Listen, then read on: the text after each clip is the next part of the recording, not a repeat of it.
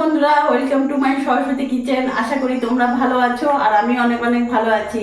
আজকে আমি তোমাদেরকে বানিয়ে দেখাবো আমি কিভাবে চিকেন মশলা ফ্রাই বানাই। তো দেখো আমি কিভাবে বানাই। গ্যাসটা আমি ধরিয়ে নেবো।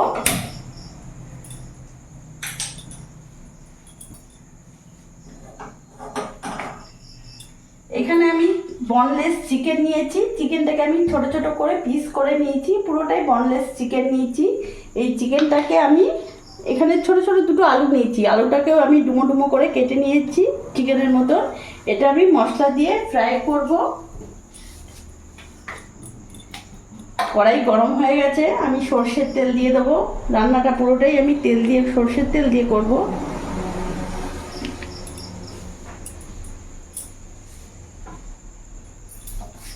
গ্যাসের ফ্লেমটা একটু বাড়িয়ে দেবো।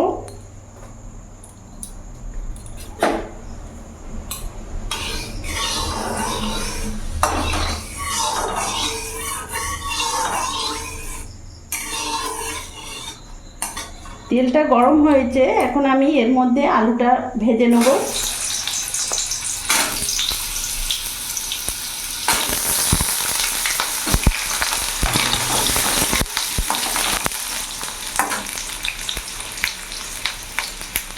এই আলুর মধ্যে আমি এখানে সামান্য একটু লবণ দিয়ে দেবো আর সামান্য অল্প একটু হলুদ দিয়ে দেবো।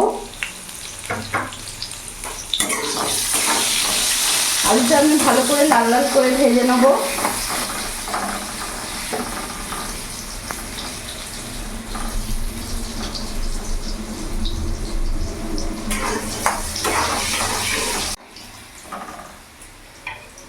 আলুটা লাল লাল ভাজা হয়ে গেছে, আমি এবার নামিয়ে ফেলবো।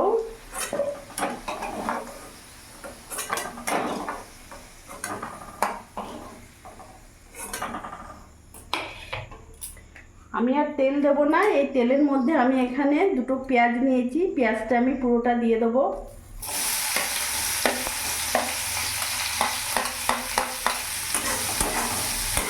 গ্যাসের ফ্লেমটা একটু বাড়িয়ে দিলাম।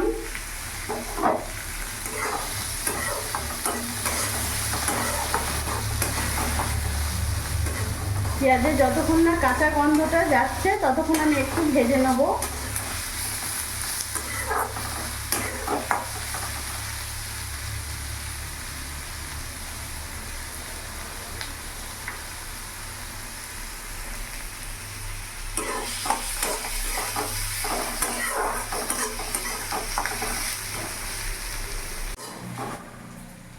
পেঁয়াজটা ভাজা হয়ে গেছে, দেখতে পাচ্ছ। এখানে আমি কাঁচা লঙ্কা কুচি নিয়েছি। এত কাঁচা লঙ্কা দেবো না, আমার হাজবেন্ড এক গাদা কাঁচা লঙ্কা কেটে দিয়েছে, ভেবেছে আমি সব দেবো, কিন্তু আমি সব দেবো না, অতিরিক্ত ঝাল। তাই এখানে আমি অল্প পরিমাণে দিলাম আর এখানে কেটে রাখা টমেটো কুচিগুলো দিয়ে দিলাম। গ্যাসের ফ্লেমটা একটু মিডিয়াম করবো, কমিয়ে দিলাম।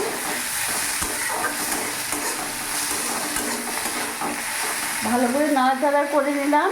এখানে আমার আদা রসুন লঙ্কার পেস্ট আছে, আমি এটা 2 চামচ দিয়ে দিলাম।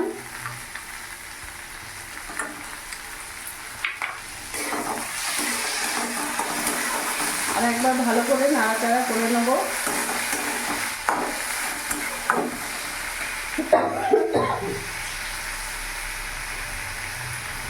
এরই মধ্যে আমি এখন এক এক করে উপকরণ দিয়ে দেবো।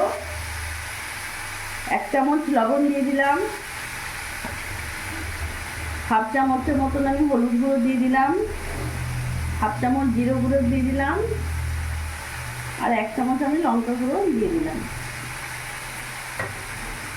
সামান্য একটু জল দেবো যাতে মশলাটা পুড়ে না যায়।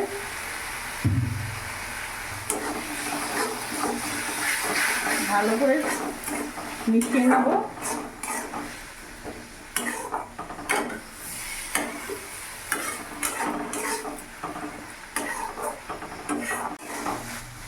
আমি মশলাটা কিছুক্ষণ ভেজে নিয়েছি। এবার এখানে যে বনলেস চিকেনটাকে আমি কেটে রেখেছি, ভালো করে ধুয়ে পরিষ্কার করে নিয়েছি, এগুলোকে আমি পুরোটা দিয়ে দেবো।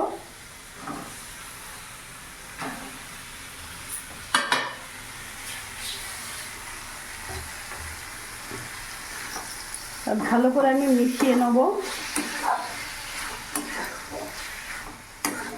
বন্ধুরা তোমরা এইভাবে বনলেস চিকেন একবার করে দেখবে, সত্যি খুবই ভালো লাগবে। রুটি পরোটার সাথে তো কোনো বলার নেই, এতটাই ভালো লাগবে।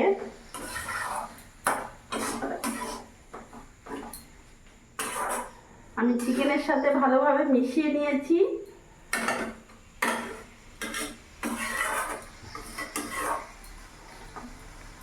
এবার কিছুক্ষণ আমি ঢাকা দিয়ে দেবো।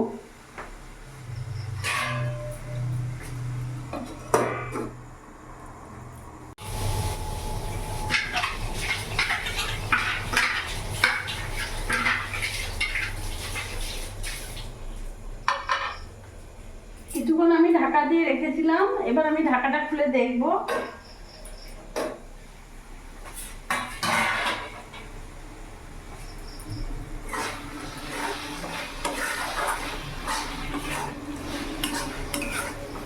গ্যাসের ফ্লেমটা একটু বাড়িয়ে দেবো, আর এখানে ভেজে রাখা আলুগুলো আমি দিয়ে দেবো।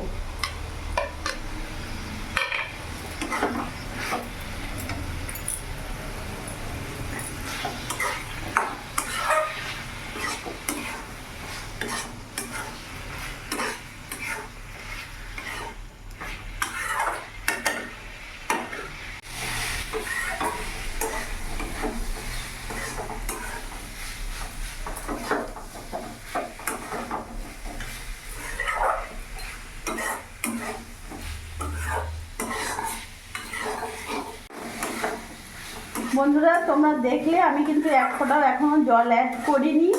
এইভাবে আলু দিয়ে আমি ভালো করে নাড়াচাড়া করে আবার কিছুক্ষণ ঢাকা দিয়ে নেব, যাতে আলুটা ভালো করে মজে যায়। আমি আবার কিছুক্ষণের জন্য ঢাকা দিয়ে দেবো।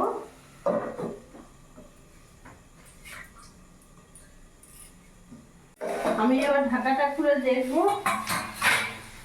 আমি 5 মিনিট ঢাকা দিয়ে রেখেছিলাম, দেখতে পাচ্ছ খুব সুন্দর কষা হয়ে গেছে, কালারটাও খুব সুন্দর এসছে, চিকেনে একটা ভালো গন্ধও বেরিয়ে গেছে। আমার যেহেতু ভালো করে কষানো হয়ে গেছে, আমি এখন এখানে সামান্য একটু জল অ্যাড করব।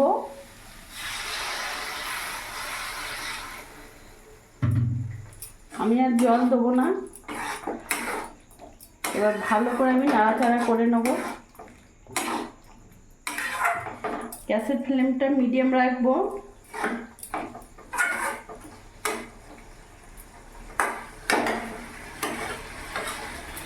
এবার আমি কিছুক্ষণ ঢাকা দিয়ে রাখবো, 5 মিনিট পর ফিরে আসছি।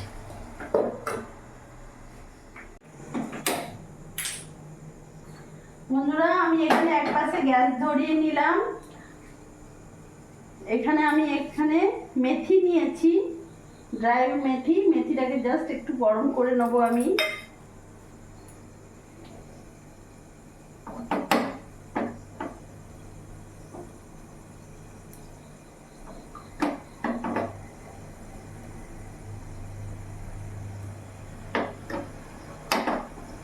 গরম হয়ে গেছে, আমি এবার এদিকে ঢাকাটা খুলে দেখবো।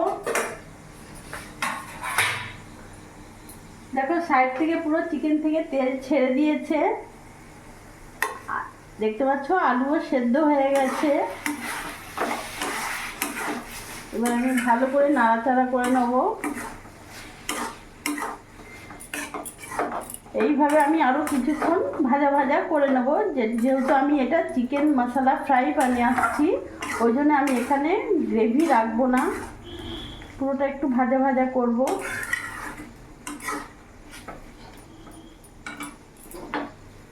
মেথিটা আমার গরম হয়ে গেছে, আমি একটু নামিয়ে দেবো এখন।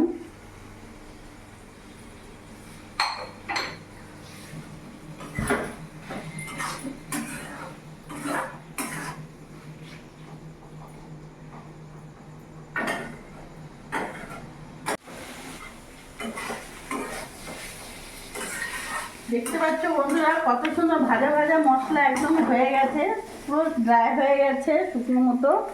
আর এখানে যে আমি মেথিটা ভালো করে একটু গরম করে নিয়েছিলাম, এটাকে একটু হাতের মধ্যে নিয়ে এইভাবে একটু ডলে ইয়েটা দিয়ে দেবে। মেথিটা খুব সুন্দর একটা গন্ধ ফ্লেভার আসবে, খেতে দারুণ লাগে। আর যদি তোমাদের কাছে মেথি পাতা না থাকে এরকম, তাহলে কোনো অসুবিধে নেই, ধনে পাতা থাকলে ধনে পাতা দেবে, তাতেও ভালো লাগবে। আমি ভালো করে নাড়াচাড়া করে নিলাম। গ্যাস আমি অফ করে দেবো। আমার একেবারে রেডি হয়ে গেছে চিকেন ফ্রাই মশলা।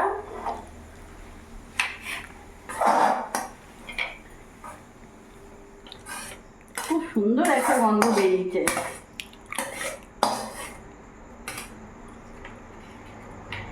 রুটি পরোটার সাথে দারুণ লাগবে। তাছাড়া যদি তোমরা মনে করো গরম ভাতে খাবে, খিচুড়ির সাথে খাবে, তাও ভালো লাগবে। তো দেখলে বন্ধুরা আমি কিভাবে করলাম চিকেন মশলা ফ্রাই, দারুণ লাগবে। তোমরা একবার হলেও করে দেখো। আর আমার এই ভিডিওটা যদি তোমাদের ভালো লাগে প্লিজ লাইক করো, সাবস্ক্রাইব করো, আর আমার পাশে থেকো। আর তোমরাও ভালো থেকো।